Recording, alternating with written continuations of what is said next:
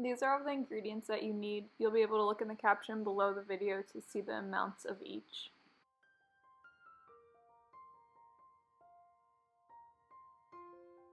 Next, you're going to mix together all of the dry ingredients. So first 1 cup of whole wheat flour and then 1 cup of the protein powder. Then you'll add in the baking powder, baking soda, salt, and cinnamon. Mix that all together and set it aside. Next, you're going to mash up your 2 large bananas. I did this just using a fork. Then once you get them mashed, you're going to add in the liquids, so olive oil, maple syrup, pure vanilla extract, and your 2 large eggs.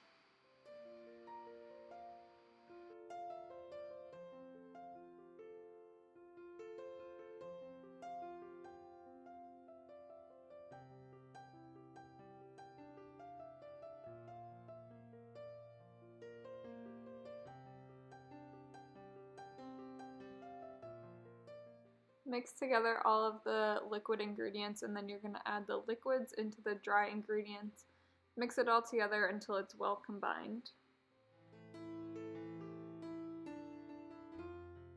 Next, you're going to spray your muffin pan with either olive oil spray or coconut oil spray.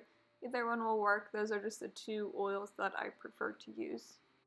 Now you're ready to put the mixture into the muffin pan. I got around 36 muffins. You should get somewhere between 35 to 40.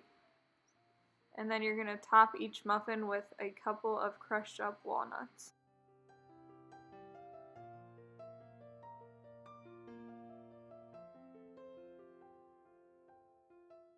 Once you're done putting the walnuts on, you're ready to put them in the oven for 8 to 10 minutes at 350 degrees.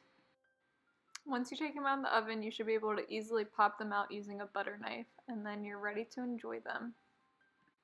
Thanks for watching, and I hope that you enjoy these delicious protein muffins.